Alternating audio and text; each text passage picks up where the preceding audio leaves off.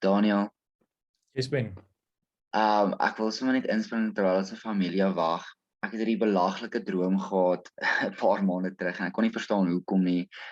Maar dit is so amazing hoe hierdie hele nuwe tema ontvou. Ek droom 'n paar maande terug ons almal is op die verhoog en ons is besig om 'n show te doen of om te act en 'n show te gee vir hierdie audience wat sit en terwyl ons almal, jy weet die hele gemeente, die hele liggaam is daar en in my droom mense wat ek nou half ontmoet het hier en herken en goed, maar ek dink dit verteenwoordig maar seker maar net almal in die liggaam. En ons is besig om met die groot show op te sit maar deur en deur tussen die show is al die actors op die stage ons besig om die mense uit die gehoor uit te trek en deel van die show te maak.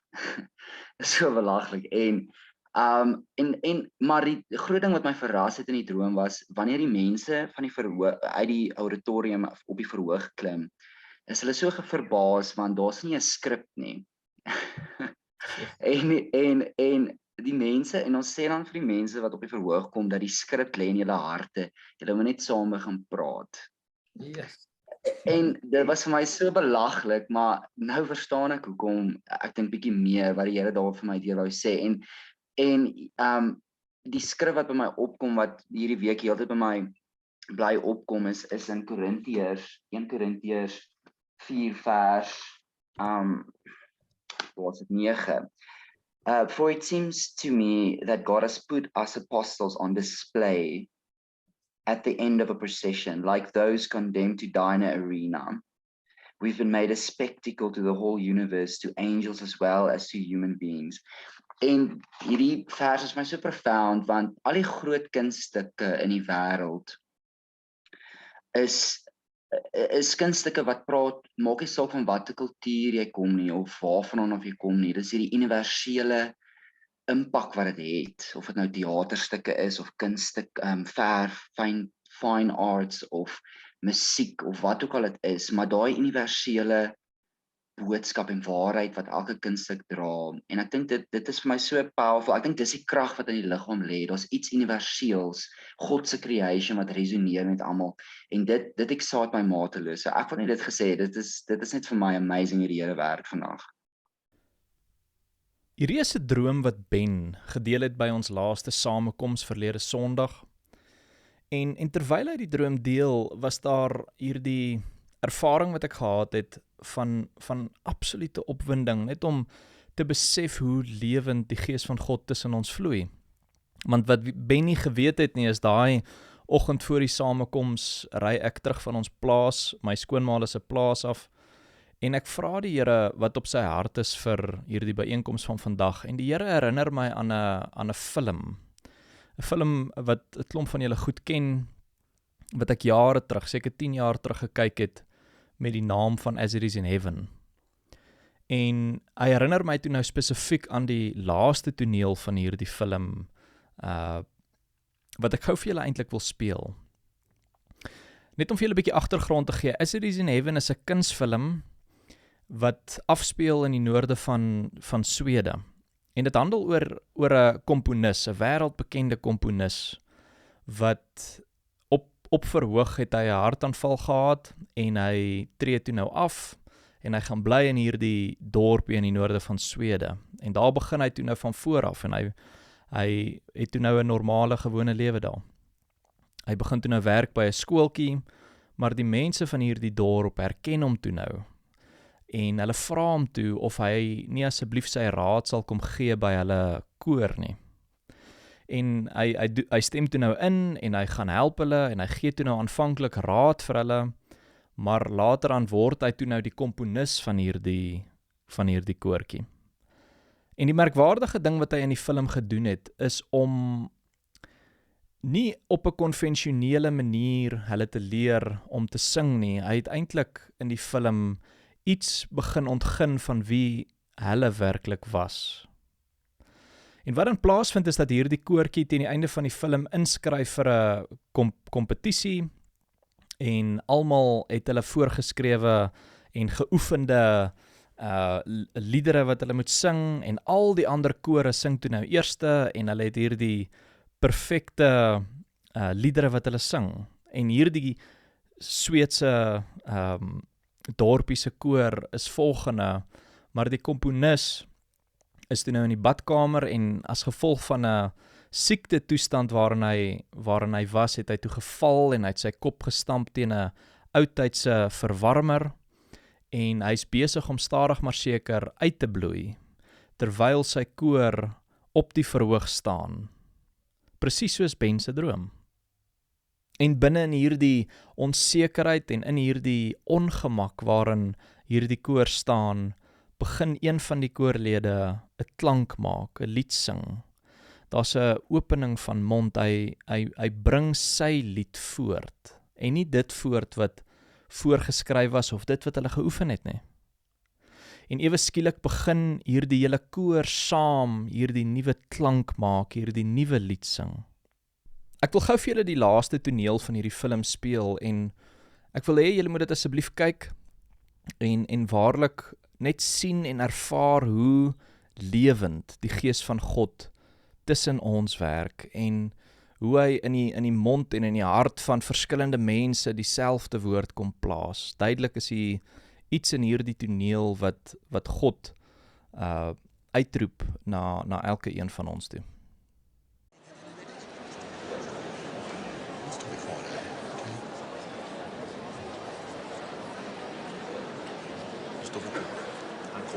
Han kommer.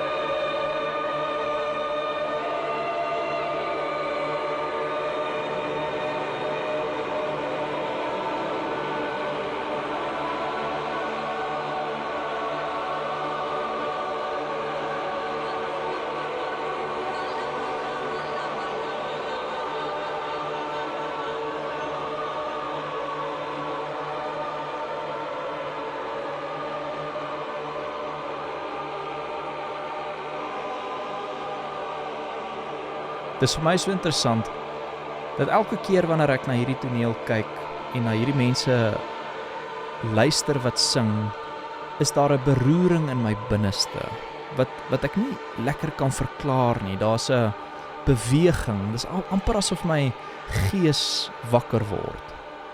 Asof my gees ontwaak en ek dink dit is die krag wat kuns dra in ons almal se lewens. Mens kan na kuns kyk en dit doen iets aan mens. Mens word amper herinner aan 'n oerwaarheid van wie God in ons is. Vandag wil ek met julle praat oor ons kunsvaardigheid. en wat dit beteken om 'n kunstenaar naas hom te wees. Dis vir my persoonlik so 'n opwindende en bevrydende gedagte, hoe die Bybel begin, en hoe God homself aan ons kom verklaar. Van alles wat die lewende almagtige God kan sê van homself, sê hy 'n baie spesifieke ding in die eerste vers van die Bybel. Die skrif lees, in die begin het God die hemel en die aarde geskape. In the beginning God created the heaven and the earth. Nou, hierdie is die eerste woorde van God van homself. En ons weet dat hierdie eerste 2 woorde in die is eintlik nie in die oorspronklike taal nie. Die eerste 3 woorde wat God spreek is die woorde Rosh Elohim bara. Begin God skep. En hierdie is die vertrekpunt waarmee God ons Bybel mee begin, waarmee hy die handleiding van ons pad hier op aarde mee begin. God sê hy is die een wat bara, hy is die een wat skep, he's the God that shapes, he's the God that forms, that creates. Dis wat hierdie woord bara beteken. It is to make something new, it is to cut down, it is to cut out, it is to be an artist. Jy sien hierdie woord bara in die oorspronklike Hebreëus is die woord wat die skrif konstant gebruik om te praat oor om kunstig te wees, of om kreatief te wees, of om 'n kunstenaar te wees. Jy sien, God is die vormeerder van die ganse heelal, hy is die kunstenaar van kunstenaars. Hy het die hemel en die aarde formeer, en alles wat ons beleef in hierdie realiteit, die sigbare en die onsigbare, is sy kunswerk. Die psalmdigter sê so mooi in Psalm 102 vers 26, in die voortyd het U die aarde gegrondves en die hemele is die werk van U hande. Ons word bekendgestel in Genesis 1 aan ons Vader as die kunstenaar.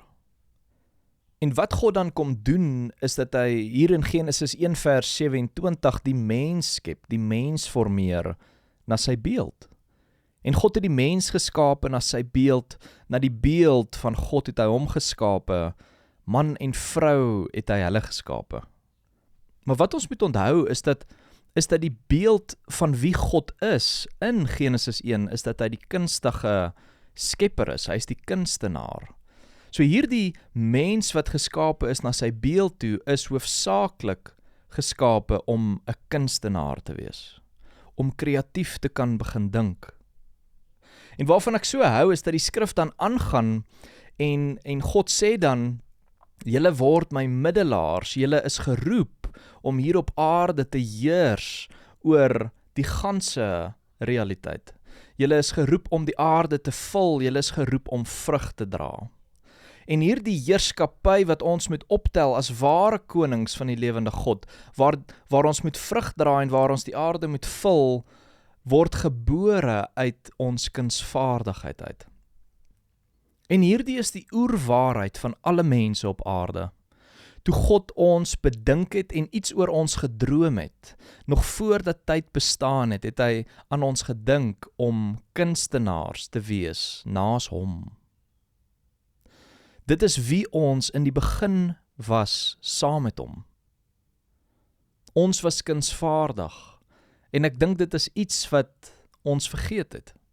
En ek dink dit is ook hoekom kuns en musiek en mooiheid het hierdie eiendom in dit, wat ons nie altyd kan verklaar nie, maar mens kan 'n toneelstuk luister, mens kan 'n film kyk, mens kan die natuur aanskou, en daar is iets diep binne in jou wat uitroep, en wat in beroering kom, want jy herken iets hier binne, jy herken God hier binne, maar jy kan nie lekker presies uitmaak wat besig is om met jou te gebeur nie, en ek ervaar so, in hierdie film gebeur dit nou baie prominent, wanneer ek hoor hoe sing hierdie koor saam, en waar almal hulle unieke stem laat hoor, waar kuns voor mens afspeel, waar musiek gespeel word, dan is dit amper asof God na jou toe uitroep, en jou kom herinner aan hierdie oerwaarheid van wie hy in jou is as 'n vaardige kunstenaar.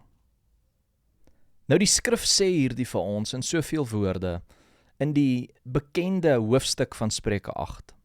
Spreuke 8, wat julle almal goed ken, is 'n parallelle skepingsverhaal wat eintlik altyd saam met Genesis 1 gelees moet word.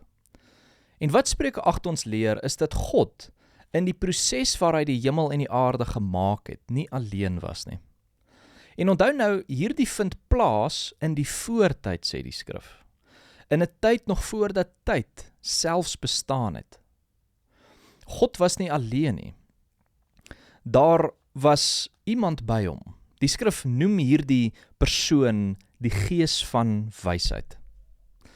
En Paulus verklaar vir ons in die Nuwe Testament dat hierdie gees van wysheid is wie Jesus is.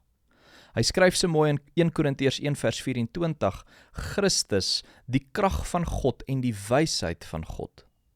Kolossense 2 vers 3 sê mooi, Jesus Christus, in wie al die skatte van wysheid en kennis verborge is.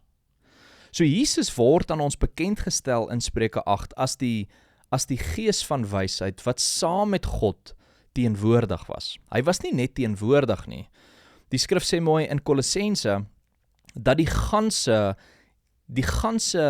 realiteit soos wat ons dit ken, die hemel en die aarde, is deur hierdie wysheid gemaak.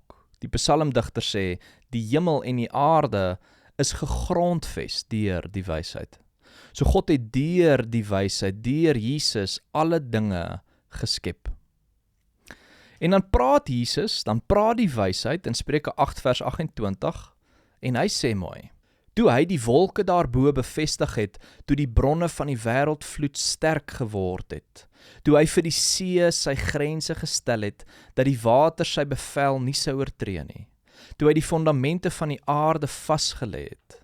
En hoor nou hierso, Jesus die wysheid spreek en sê, toe was ek 'n kunstenaar naas hom, en ek was dag vir dag vol verlustigings, en het gespeel voor sy aangesig altyd, en het gespeel op sy wêreld rond, en my verlustigings was met die mensekinders.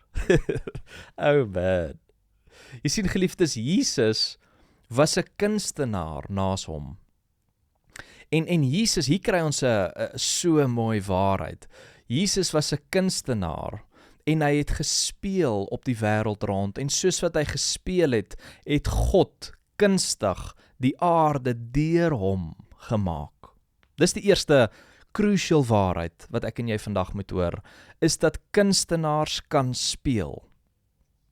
Die tweede ongelooflike mooi beeld hier, waaroor jy net moet seela vir 'n oomblik, is dat terwyl God deur Jesus alle dinge gemaak het, was ek en jy teenwoordig. Die skrif sê mooi, sy verlustigings was met die mensekinders. Hy het saam met ons gespeel, hy het saam met ons geskep. Jy sien so, wie Jesus is, geliefdes, as die wysheid van God, wanneer hy jou kom bewoon, dan kom bewoon hy jou as 'n kunstenaar. As Jesus jou roep op jou naam en hy sê vir jou om op sy spoor te volg, dan sê hy vir jou eintlik om 'n kunstenaar naas hom te wees, soos wat jy in die begin was. Oh man. Nou wat beteken dit om 'n kunstenaar te wees? Hierdie woord kunstenaar waarvan ons lees in Spreuke 8 vers 30 beteken mooi iets in artificer. Ek weet nie hoe spreek mens hierdie woord uit nie, artificer. It is to be an architect. It is a craftsman, it's a master workman, it's a skilled workman. En hulle verduidelik in die oorspronklike Hebreëus, 'n kunstenaar is iemand wat met sy hande iets nuuts kan maak. Maar deur die Ou Testament word kunstenaars baie in 'n breër lig gesien. Kunstenaars beteken ook, it is to be writers, it is to be poets, it's to be musicians. So vir my het ek nou 'n paar punte hier vasgemaak oor wat dit vir my beteken persoonlik om 'n kunstenaar te wees. Ek dink dit wat Spreuke 8 ons leer is ons vertrekpunt. Volgens Jesus is 'n kunstenaar iemand wat gevul is met wysheid, né? So Spreuke 8 begin waar ons bekend gestel word aan aan wie Jesus is as die gees van wysheid, en Jesus sê dan van homself, iemand wat wysheid het, is 'n ware kunstenaar. En wysheid het ons nou al bietjie gepraat oor, veral in ons vorige diens. Wysheid is om helder insig en verstand te hê. Paulus noem die wysheid, dit is om verligte oë van jou verstand te hê, in Efesiërs 1 vers 18. Dit is om 'n totale nuwe manier van dink en kyk te hê. So, wat ons nou hier moet verstaan, is dat wysheid is nie menslike kennis nie.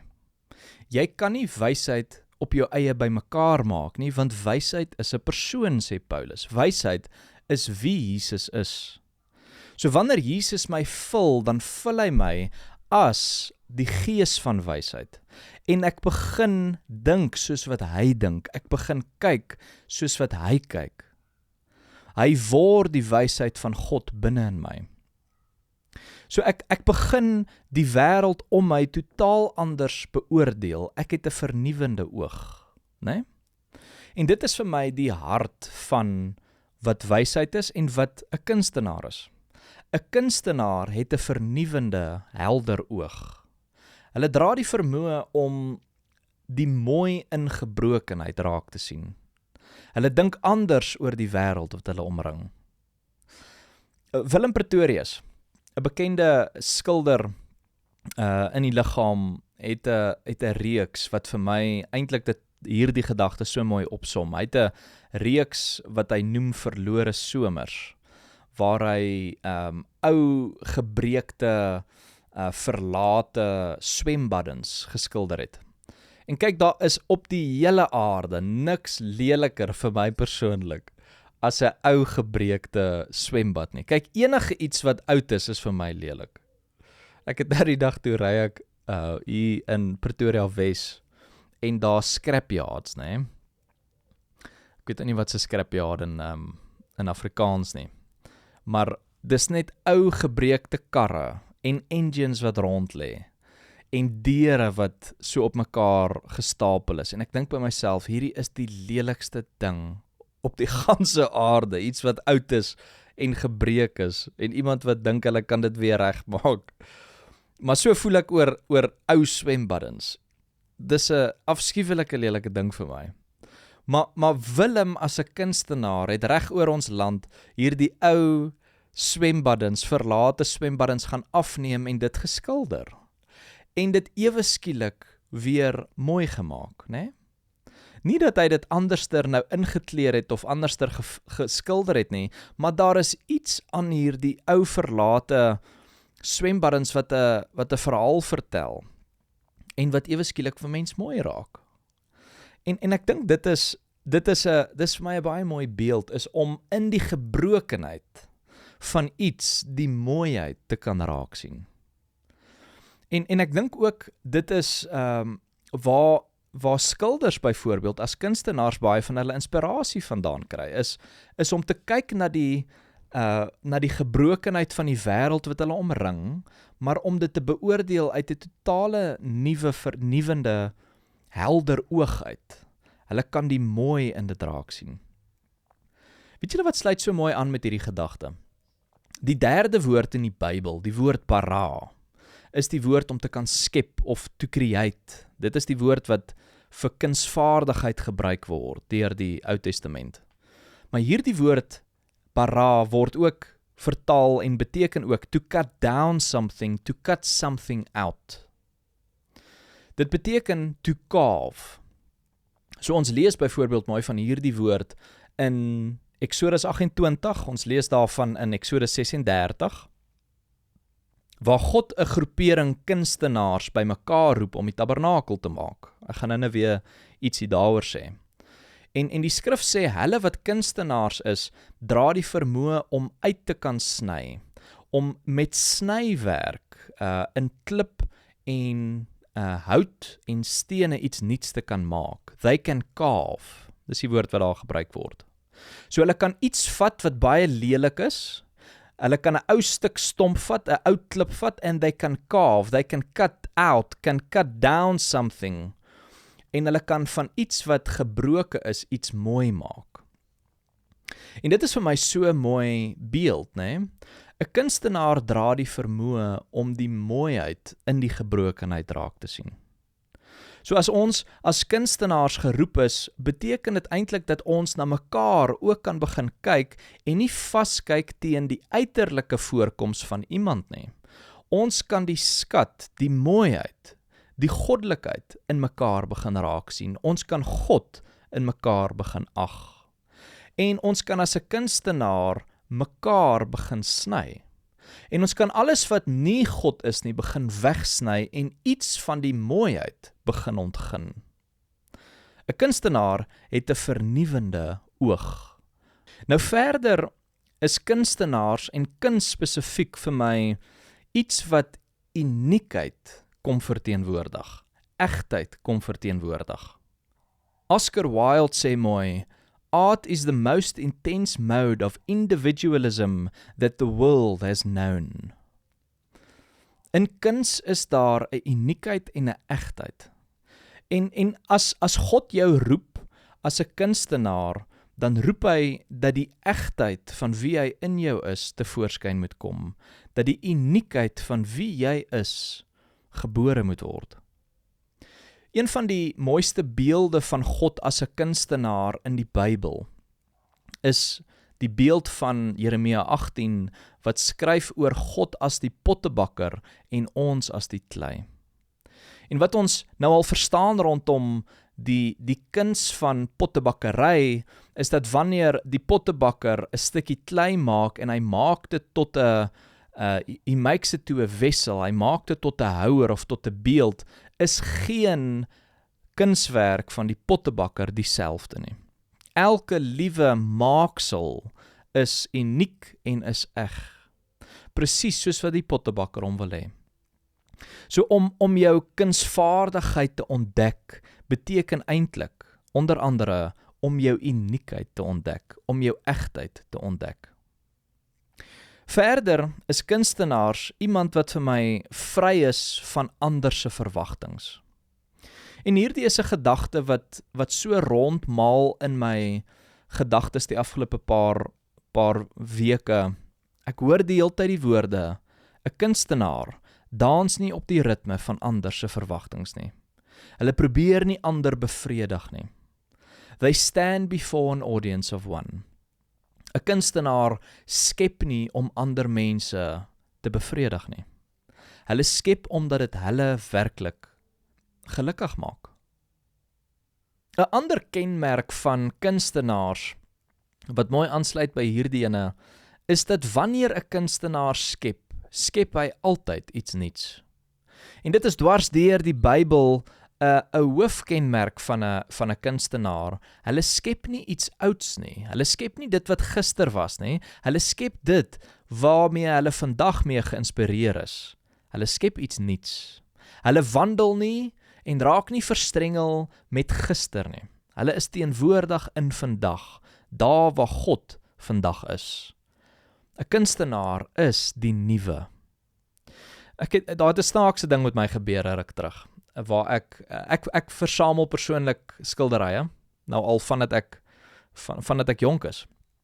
En ek vind toe nou hier die kunstenaar, 'n skilder waaroor ek is mal oor sy werk en hy bly in die Kaap en ek sien 'n portret wat hy gemaak het en ek koop hierdie portret. En dit is hierdie portret wat in my kantoor hang van die man wat so kant toe kyk, né, die groen painting. En van die oomblik wat ek het gesien het, was ek mal daaroor. Ek het iets van ons pad hier op aarde herken binne in hierdie skildery. Ek het iets moois gesien binne in die gebrokenheid van die portret. Ek koop dit toe nou en hy daag op 'n paar dae na dit hier by my huis en ek kan nie meer mal wees oor hierdie skildery nie. En 'n maand nadat ek die skildery gekry het, gaan ek op hierdie kunstenaar se webtuiste en ek sien hy toe nou 'n nuwe uitstalling in die Kaap en ek gaan kyk na sy skilderye en lo and behold, het hy presies dieselfde skildery wat ek gekoop het, weer gaan skilder. Hy het net 'n paar kleure gaan verander. Die groen is nou 'n bietjie meer blou en die fokus van lig is bietjie verander, maar dis presies dieselfde skildery.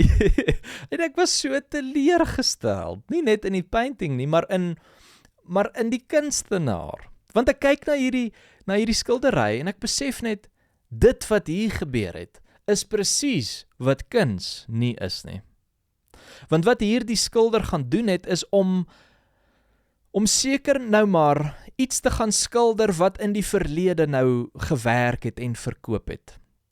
En ek verstaan hoekom hy dit seker gedoen het. Ons is in 'n tyd waar almal finansiëel swaar kry en hy het seker nou maar net by homself gedink, kom ons verf iets wat hy weet gaan verkoop.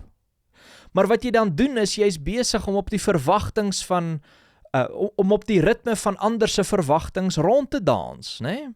Jou inspirasie is op wat ander mense van jou verwag, en dit, geliefdes, is nie wat kuns is nie. Kuns is nie om in gister te wandel, waar God gister was nie. Kuns is om in die nuwe te wandel. Kunstenaars is die nuwe. Waar is God vir my vandag? En waaruit kry ek my inspirasie? Geliefdes, as 'n laaste gedagte, 'n kunstenaar is vir my 'n dromer. Hulle dra die vermoë om drome te droom van dinge wat nog nie bestaan nie. Hulle droom die dinge wat nie bestaan nie en spreek dit tot gestalte. Hulle dra die vermoë om die hemelse realm te kan raak sien, God se agenda te kan raak sien en dit te kom plant hier op aarde. Die skrif sê so mooi in Romeine 4 vers 17 van Abraham. Abraham het die dinge wat nie bestaan nie geroep asof dit bestaan. Dit is wat 'n kunstenaar verteenwoordig.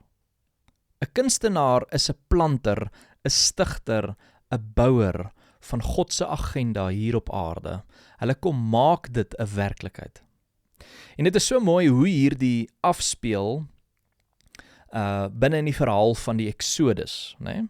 So die Israeliete trek uit Egipte uit. God is besig om 'n nuwe pad vir hulle uit te baan en hulle kom by die berg Sinaï aan. En Moses beklim hier die berg Sinaï en toe hy die top van hierdie berg bereik, wys God vir sy profeet hierdie beeld van die tabernakel. Hoe dit lyk vir God om op aarde te kom woon. En Moses sien in hierdie visioen, in hierdie droombeeld, sien hy die drome van God. Hy sien die hart van God raak. God wys vir hom in diepte hoe die huis van God op aarde moet lyk. Hoe hierdie tabernakel moet lyk. Hoe elke meubel en gordyn en versiering en hakkie moet lyk. En hy kom af van die berg af, maar hierdie beeld moet 'n werklikheid word. Dit moet geplant word, dit moet gestig word, dit moet gebou word. So wie roep God bymekaar om dit 'n werklikheid te maak? Hy roep die kunstenaars. En hierdie kunstenaars is, daar word twee van hulle nou mooi genoem, Bezaleel en Oholiab. Hulle neem hierdie beeld en hulle kom maak dit 'n werklikheid. Die skrif sê so mooi in Eksodus 28 vers 3. Jy moet ook spreek met almal wat kunsvaardig is, wat ek met die gees van wysheid vervul het, dat hulle vir Aaron klere maak om hom te heilig, dat hy vir my die priestersamp kan bedien. So, kunsvaardigheid, geliefdes, het 'n vernuwende oog, hulle het ware wysheid. En die drome wat God het vir die aarde is vir hulle nie meer verborgen nie.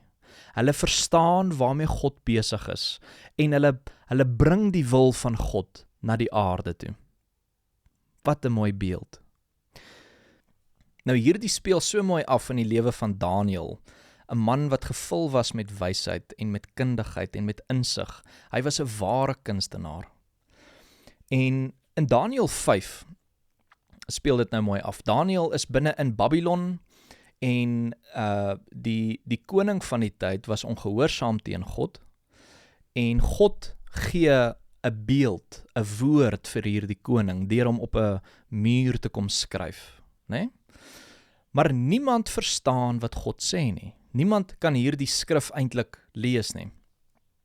En dan kom die dienaars van hierdie koning en sê vir hom, daar is 'n man in die koninkryk wat 'n uitlegging van hierdie beeld, van hierdie woorde vir u kan gee. Hy sal kan sê wat God sê. En dan lees ons in Daniël 5 vers 11. Daar is 'n man in u koninkryk, in wie die gees van die heilige gode is. Oh man, in wie die gees van die heilige gode is. In die dae van u Vader is verligting en insig en wysheid, soos die wysheid van gode in hom gevind. Daarom het u Vader, koning Nebukadneser, hom as owerste van die geleerders, die besweerders, die galdeers, die waarsêers aangestel, u Vader, o koning. Omdat in hom 'n voortreffelike gees en kennis en verstand gevind is, om drome uit te lê en raaisels op te los en knope los te maak. In Daniël, aan wie die koning die naam van Beltsasar gegee het, laat Daniël nou geroep word, dan sal hy die uitlegging te kenne gee. So Daniël is 'n ware simbool vir my en jou van 'n kunstenaar, iemand in wie die gees en die waarheid en die wysheid te finde is. Hulle sê so mooi, in hom is die wysheid van die gode gevind. Yes, kyk, dit is nou iets waaroor ons lank kan praat.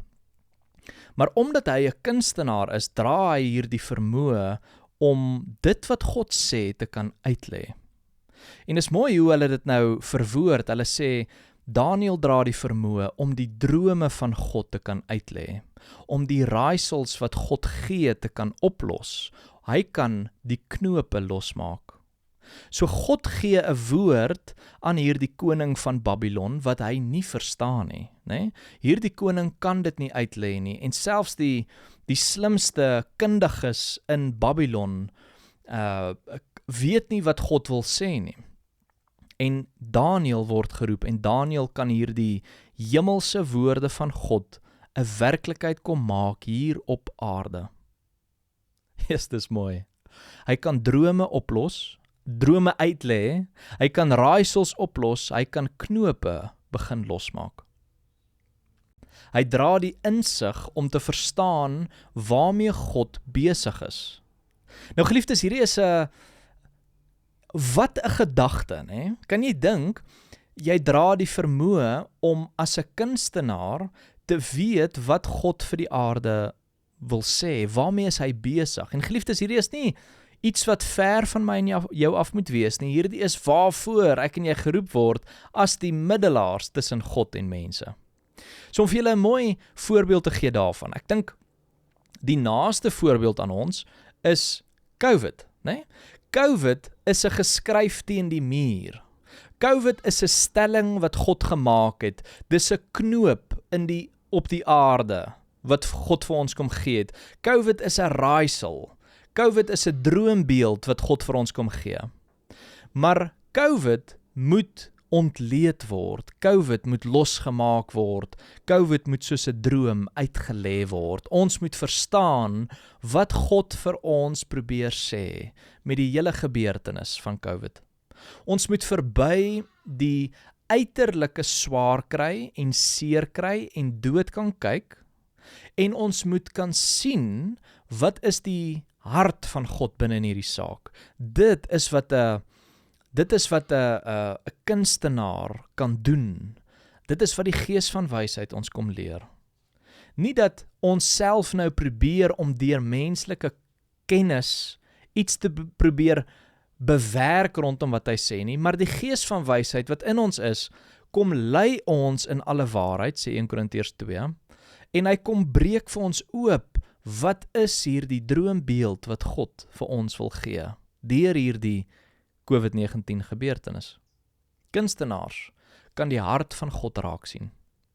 In 1 Samuel 16 vers 7 kry ons hierdie beginsel, né? God leer vir Samuel opnuut kyk. Hy sê, Samuel, jy moet verby die uiterlike voorkoms van sake begin kyk en die hart begin raak sien. Sien dit raak waarmee ek tans besig is. Begin die knope losmaak. Moenie so verstrengel raak met dit wat jou oë sien, dat jy my in die proses mis nie. En hierdie word dan 'n beginsel wat so belangrik is in ons persoonlike stap in die liggaam. Om 'n kunstenaar in 'n liggaam te wees beteken dat ek jou nie meer beoordeel volgens wat my oë sien en volgens wat my ore hoor nie. Maar ek dra die vermoë om jou as 'n knoop te begin losmaak, om jou as 'n raaisel te begin oopsluit. Ek kan God in ander begin ontgin. Dis wat 'n kunstenaar doen. Is dit nie 'n mooi beeld nie? Nou geliefdes, ek wil gou vinnig spring na die Nuwe Testament toe. Dit is vir my persoonlik 'n besonderse gedagte, dat wanneer God kyk na die stand van sake, soos wat die Nuwe Testament begin, wanneer hy kyk na die wêreld, dan stuur hy sy seun Jesus om 'n verlossing teweeg te bring. Hy stuur spesifiek die kunstenaar. Hy stuur die een wat gevul is met wysheid. Want volgens God lê die versoeningsplan van die aarde binne in kunsvaardigheid. Yes, like mense. En wat Jesus so merkwaardig maak, is dat hy nie net 'n kunstenaar in die gees was nie, hy was ook 'n kunstenaar in die vlees. Dit is wat hy gedoen het vir 'n lewe. Jesus was 'n timmerman. Oh man. Nou kyk, hierdie is iets waaroor ek my lewe lank al wonder, oor wat dit beteken en wat is die implikasies daarvan dat Jesus 'n timmerman was. Ons lees so mooi hiervan in Markus 6. Nou in Markus 6, net om vir julle 'n bietjie agtergrond te gee, Jesus bring in Matteus 13 al die gelykenisse van die koninkryk van die hemele. Hy kom verklaar vir ons met ware wysheid en insig waaroor die hemele waaragtig gaan vandag. En nadat hy al hierdie dinge opnoem en sê, dan luister hierdie volk na hom en hulle is verslae oor wat hy sê. Hulle het in hulle lewe nog nooit sulke waarhede gehoor nie. En dan kry ons nou uit Markus se perspektief uit in Markus 6 wat hulle sê vir Jesus. Hoor hierso. Hulle was verslae oor die leer, Markus 6 vers 2. En hulle sê dan, waar kry hy hierdie dinge vandaan? En watter wysheid is aan hom gegee dat ook sulke kragte deur sy hande plaasvind? Is hy nie die timmerman, die seun van Maria nie? Nou jy moet nou die krag agter hierdie oomblik raak sien. Hulle bedoel dit uit 'n spotterige sin uit. Hulle probeer hom amper mok, né? Is hy nie die timmerman? Is hy nie maar bloot net 'n timmerman en die seun van Maria nie? Maar hier gee hulle vir ons die geheimenis van die krag wat Jesus gehad het. Is hy was die timmerman, maar daai timmerman is nie net iemand wat met hout werk nie. Daai woord timmerman beteken it's an artisan. It is a worker in wood, a carpenter, it's a joiner, but it's also a builder. In die Nuwe Testament word hierdie woord verder verklaar as it is to work in the art of poetry, it's to make songs, it's a planner, a contriver, a plotter, and specifically an author. Nou hierdie is 'n sleutelgedagte, ons kom nou terug na dit toe. Maar hulle spot hom op grond van die feit dat hy 'n timmerman is, hy's 'n kunstenaar. En is ook natuurlik mooi dat hulle hier sê, waar kom sy wysheid vandaan? Hy is tog net 'n timmerman of 'n kunstenaar. Oh man. En geliefdes, God het gesien dat dit is kunsvaardigheid wat 'n versoening op hierdie aarde sal bewerk. 'n Groepering mense wat opnuut begin dink oor die wêreld om hulle. 'n Groepering mense wat die uniekheid van wat God in hulle geplaas het ontdek en dit uitleef op 'n daaglikse basis. Nie net die uniekheid uitleef en die egtheid uitleef in die gees nie, maar so ook in die vlees. Soos ons voorloper Jesus. En geliefdes, wanneer God vir Jesus 'n huis moet kies waarin hy moet groot word en waar hy moet leer hoe hierdie weg moet lyk, In wie se huis, van almal se huise, plaas God vir Jesus. Hy plaas hom in die huis van Josef. Josef is sy aardse pa, né? En wat se beroep het Josef gehad? Josef was ook 'n timmerman. Josef was 'n kunstenaar. En vir my die roerende waarheid is dat Josef die eerste persoon is waaraan ons bekend gestel word in 'n nuwe verbond in Matteus 1 vers 18.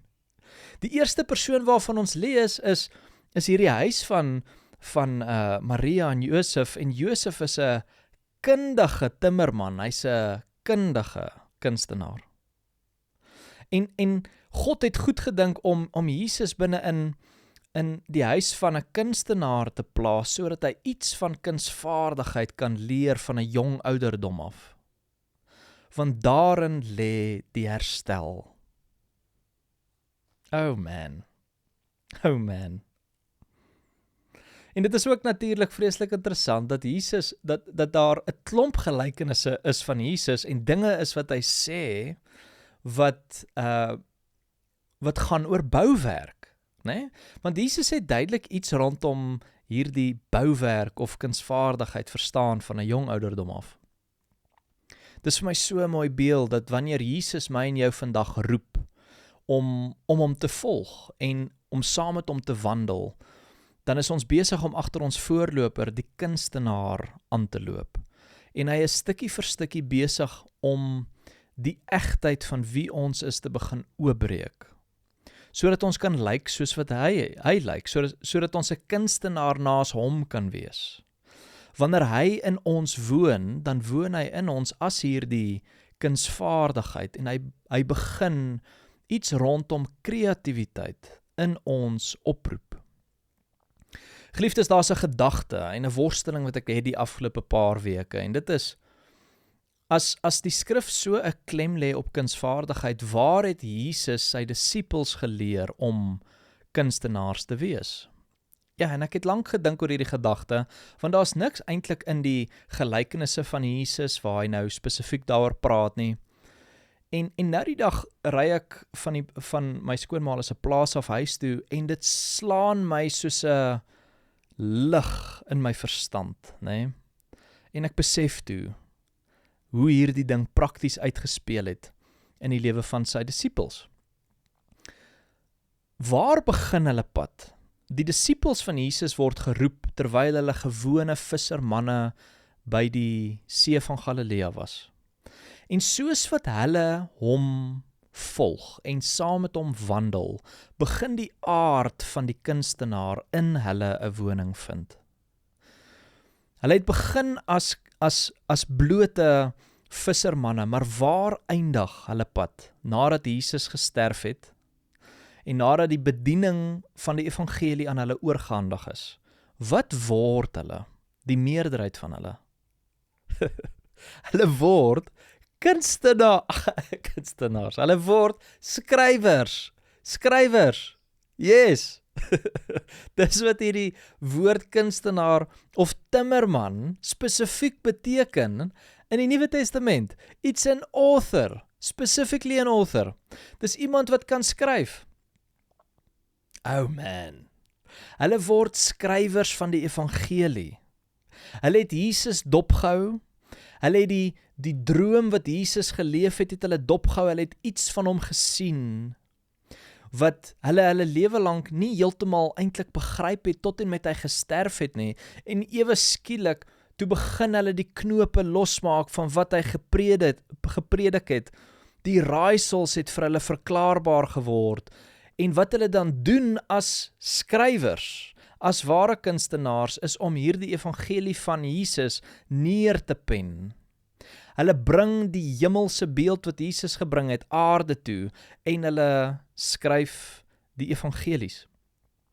En hierdie skryfwerk van evangelies is dalk van die mees invloedrykste materiaal wat ons het vandag in die wêreld, wat geskryf is bloot deur gewone timmermanne. En dit is die beauty van hierdie gedagte, dis nie asof hulle ewe skielik kunsvaardig geword het nie, die kunstenaar, sê Spreuke 8, is hy wat in jou woon. Dis asof Jesus deur hulle begin skryf het.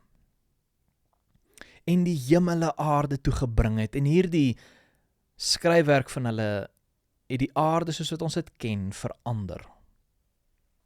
Ons moet soos die disippels uit ons visserman bootjies klim en leer om die kunstenaar in ons die mag te gee om te skep soos wat dit hom behaag.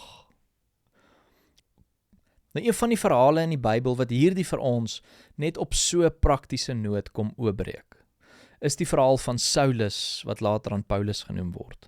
Dis 'n merkwaardige ding wat met hom gebeur het. En nou moet jy onthou wie Paulus is. Paulus is loshande buiten Jesus die invloedrykste persoon wat volgens my opinie nog ooit op die aarde geloop het. En Paulus se verhaal begin by 'n baie prominente plek. Nou wil ek jou net gou terugvat. Een van die mooi beelde van God se kunsvaardigheid of God as 'n kunstenaar is die beeld van God wat die pottebakker is en ons is die klei. En ons lees maar hiervan in Jeremia 18. In Jeremia 18 roep God vir Jeremia om na hierdie ruimte toe te gaan van die pottebakkershuis. Vers 1 sê, die woord van die Here het tot Jeremia gekom. Maak jou klaar en gaan af na die huis van die pottebakker toe en daar sal ek jou my woorde laat hoor. Hierdie is waar die pad begin, in die huis van die pottebakker. Dit is in hierdie huis waar die woorde van God nie meer vir jou verhul is nie, maar waar jy dit begin begryp, nee? Die knope is ontsluit. Nou ons het laas jaar 'n hele reeks gedoen, 'n hele studie gedoen op die pottebakkershuis en ons het tot by die openbaring uitgekom dat hierdie pottebakkershuis staan by 'n baie spesifieke plek, in 'n baie spesifieke straat, wat Handelinge 9 noem, die Reguitstraat is. So binne in Reguitstraat is die pottebakkershuis. Die skrif noem dit in Handelinge 9 die huis van Judas. Julle kan daai lering gaan luister, om meer inligting daaroor te hê. Maar daar's 'n ding wat gebeur met Saulus. Saulus is 'n man vol sonde van Handelinge 7 af. Hy was deel van die stenigingsproses van Stefanus. Saulus is vurig van woede en van haat teenoor die evangelie van Jesus. Hy staan teen enigiets wat Jesus gepredik het. En hy stap met woede en haat op pad na Damaskus toe in die begin van Handelinge 9. En Jesus verskyn aan hom op 'n bonatuurlike vlak en hy kom tot radikale inkeer. Hy begin Jesus herken. En hierdie is die draaipunt. Nie net van Saulus se lewe nie, maar van Christendom soos wat ons dit ken. In hierdie oomblik herken hy Jesus as die Here, né?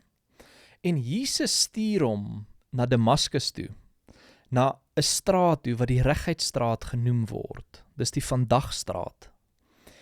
En binne in hierdie straat is daar 'n woning, 'n huis, met die naam van die huis van Judas.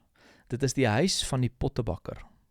En Jesus stuur hom na daardie ruimte toe, want daar sal hy die woorde van God hoor, presies soos Jeremia se verhaal. So, Saulus beweeg na hierdie straat toe, hy beweeg na hierdie huis toe, en hy betree die huis van die pottebakker, hy betree die ruimte van kunstenaars. Daar is iets rondom Saulus se kunsvaardigheid wat hier in hierdie vertrek herstel word en opgeroep word. Kyk, as hier jou nie opgewonde maak nie, weet ek nie wat sal nie. Sy pad begin hier, dit is waar ons almal se pad eintlik begin, is waar God iets rondom jou kreatiwiteit, rondom jou uniekheid, rondom jou egtheid kom ontsluit. En dit is in hierdie straat waar God ewe skielik met Saulus begin praat en hy word as 'n ware seun van God opgeroep. Dit wat God in hom is, word ontbloot, word aanwyl. Die skille val van sy oë af, hy kan vir die eerste keer werklik sien. Hy word wederbaar, hy's 'n nuwe mens. En dit is omdat hy tot by die insig en die wysheid gekom het van wie die kunstenaar in hom persoonlik is. Hy ontdek in essensie, soos wat hy verder mooi vir ons sê in 2 Korintiërs 4 vers 7, hy ontdek die skat in sy erdekruik. En hierdie oomblik het so 'n impak op sy lewe gehad, dat hy nie net 'n kunstenaar in die gees is nie, maar hy is soos Jesus ook 'n kunstenaar in die vlees. Paulus, na hierdie oomblik, begin hy met sy bediening, en hy begin en plant 'n klomp, is nou 'n mooi gedagte, ek meen hy plant 'n klomp huisgemeentes oral waar hy gaan. Dis kunsvaardigheid wat dit doen. Die vermoë om God se planne hier op aarde te kom vlees maak. En wat doen Paulus om geld te maak, om voorsiening te hê vir sy bediening? Nee? Ek meen, Paulus het baie swaar finansiëel gekry. Hy word 'n tentmaker, né? 'n tentmaker, soos Handelinge 18:3 mooi sê. En hierdie is 'n waarheid wat jy nou baie maklik kan mis. Maar in die vlees is hy 'n tentmaker. Die Engels sê 'n craftsman, 'n master craftsman. He is an artist. Dit is wat daai woord beteken. En soos wat hy stap en Jesus in hom vermeerder en sy kreatiwiteit ontsluit word, begin hy wat doen? Hy word 'n skrywer. Hy word 'n meesterkunstenaar. En hy skryf in sy tyd hier op aarde, selfs in die tye waar dit regtig moeilik was vir hom, waar hy in die tronk gesit het, skryf hy amper helfte van die Nuwe Testament. Hy word die invloedrykste skrywer in die Bybel. En sy kunsvaardigheid het die aarde soos wat ons dit ken, die wêreld, totaal en al kom verander. Die wêreld kan nooit weer die plek wees wat dit was nie.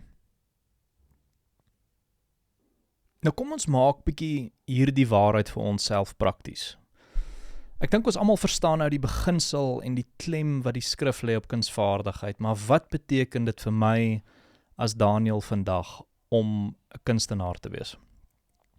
Dit beteken definitief nie dat ons almal nou skilders moet word, of dat ons almal nou pottebakkers moet word, of dat ons almal nou skrywers moet word nie. Hoe meer ek oor die gedagte dink, hoe meer besef ek die klem van wat dit beteken om 'n kunstenaar te wees, is gesetel in Spreuke 8. En Spreuke 8 leer ons dat 'n kunstenaar is gevul met wysheid.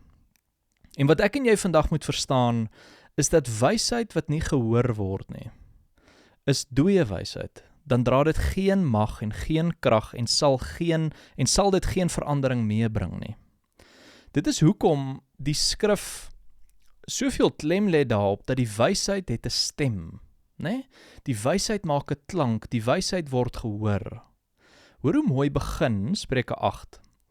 Roep die wysheid nie, en verhef die verstandige nie haar stem nie. Op die top van die hoogtes langs die weg, op die kruispunt van die paaie staan sy. Aan die kant van die poorte by die ingang van die stad, by die ingang van die deure, roep sy hardop. So die wysheid het 'n baie spesifieke stem. So hy wat Jesus is, as die wysheid, het 'n woning in my en jou gevind. Maar wanneer hy nie deur my en jou praat nie, dan is dit dooie waarhede. Dis dooie wysheid in ons. Die wysheid moet gehoor word, die wysheid moet deur ons roep. So dit is hoekom Jesus, wanneer sy evangelie begin, dan kan hy nie rondloop met 'n geslote of 'n mond wat gesluit is nie. Hy begin predik. So in Matteus 4 begin hy en hy begin predik, hy bring die wysheid te voorskyn. Dit wat God in hom geplaas het, bring hy aarde toe. So hy verstaan waaroor die evangelie gaan, hy weet wat God se wil is op aarde, hy begryp wat God wil sê. En hy bly nie stil daaroor nie, hy predik dit. Die skrifgedeelte wat hierdie vir my persoonlik die mooiste kom verduidelik, is hoe die Bybel begin in Genesis 1 vers 1 tot 5, Want hoe skep God as die kunstenaar van kunstenaars? Hy skep deur om te spreek. Jy sien, dit is waar my en jou krag lê, om te skep. Ons skep deur hoe ons spreek, hoe ons uiting gee aan wie hy in ons is. So God skep deur om lig te spreek binne in 'n donker realiteit, en ewe skielik is daar dinge wat tot stand kom wat nooit tevooren bestaan het nie. Ons monde word die instrument waarmee ons skep. Hoe ons met mense om ons praat, hoe ons mense om ons oprig, maar ook dra dit uit die aard van die saak die krag om ook af te breek. En dit is vir my so 'n belangrike eienskap van wat dit beteken om 'n kunstenaar te wees. 'n Kunstenaar is iemand wat uiting gee aan dit wie God in hulle is. Ons skep deur ons woorde. Dis die hart. So om 'n kunstenaar te wees is nie noodwendig om nou fisies te verf nie. In die hart van wat dit beteken om 'n kunstenaar te wees, beteken jy het jou stem gevind. En die wysheid wat God deur sy seun in jou geplaas het, is iets wat die wêreld om jou kan hoor en wat mense om jou sal verander. Jy het jou stem gevind, jy het jou lied gevind. En kyk, hierdie maak natuurlik vir mense totaal 'n nuwe wêreld oop in die skrif, want die hoofkunstenaars in die Bybel is musikante. Hulle wat tot eer van God kan sing, hulle wat 'n nuwe lied het, hulle wat hulle musiekinstrument kan speel. En hierdie beteken natuurlik nie dat jy 'n fisiese musikant nou moet word nie. Ons is almal musikante in die gees. Ons almal het by God 'n baie spesifieke instrument gekry wat ons moet kan speel elke dag van ons lewe. Dit is ons kunsvaardigheid, hierdie musiekinstrument. Ons almal het 'n nuwe lied wat ons tot God moet kan sing. Dit wat hy hier diep in ons harte kom wegbêre het, soos 'n skat. Dit is om uiting te gee aan God, daar waar ons is. En hierdie is 'n vreeslike breedvoerige tema op sigself. Ons het nou nie tyd vandag om daarna te kyk nie. Soos wat ons vandag afsluit, wil ek graag teruggaan na die droom van Ben toe, wat ons in die begin geluister het, en ook net vandag kyk na die toneel van As It Is in Heaven. Daar's een ding wat vir my uitstaan in beide hierdie gevalle, in die droom en in die fliek, en dit is dat daar is nie iets wat voorgeskryf is vir hierdie kunstenaars nie. Daar is die lied wat hulle sing, die toneelstuk wat hulle opvoer, is nie iets wat hulle geoefen het of wat perfek is nie. Hulle is besig om die lied in hulle eie hart wat God in hulle kom plaas het, te sing tot eer van God. En hierdie bring vir mense onmiddellike ongemak, né? Dit is 'n onbekendheid, dit is 'n onsekerheid. Maar wat ek die afgelope paar weke net so sterk in my hart ervaar, is dat ons moet begin gemaklik raak in die ongemak. Ons moet sekerheid ervaar in die onsekerheid. Want onthou gou, hierdie is die beginsel van die Gees, soos wat dit plaasvind in Johannes 3, in die bekende gesprek van Jesus en Nikodemus. Jesus sê, wedergebore seuns van God is gevul met die Gees van God, en dit is soos die wind wat waai. Jy weet nie waar hy presies vandaan kom nie, en jy weet verseker nie, waarheen hy jou altyd wil neem nie. Die oomblik wanneer mense volle sekerheid het oor dit wat volgende moet plaasvind, môre moet plaasvind, of oormôre, of volgende maand, of volgende jaar, dan kan ek vir jou verseker sê, jy is dalk nie besig met die Gees van God nie, jy is dalk eerder besig met godsdiens en met jouself. Dit gaan nie altyd oor hoe goed iets klink, of hoe mooi iets saamgestel is nie. Dit gaan oor die poging wat ek en jy aanwend, om uiting te gee aan wie hy vandag in ons is. 'n Kunstenaar, besef ek vandag, is die persoon wat toelaat dat hy die middelaar is tussen God en die aarde. Om toe te laat dat God, wat die ware kunstenaar is, deur hom kan begin spreek en deur hom kan begin skep. In hierdie voorbereiding van die woord is daar 'n lied wat die Here so op my hart geplaas het, 'n bekende lied van Bruce Springsteen, Dream Baby Dream, wat ek graag vir julle wil speel, soos wat die diens tot 'n einde kom. En dit spreek vir my so tot hierdie kunsvaardigheid waarin God ons vandag kom oproep. En hoe ons elke een geroep is om die droombeelde van God 'n werklikheid hier op aarde te begin maak. Dankie vir julle tyd. Liefde. Dream, baby, dream.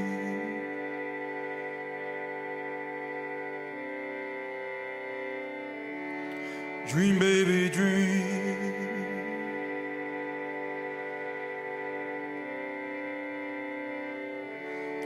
Dream, baby, dream. Come on and dream, baby, dream. Come on and dream, baby, dream.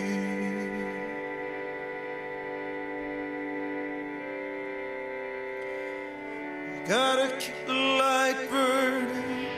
Come on, we gotta keep the light burning. Come on, we gotta keep the light burning. Come on, we gotta keep the light burning. Come on and dream, baby, dream. We gotta keep the fire burning. Come on, gotta keep the fire burning. Come on, we gotta keep the fire burning.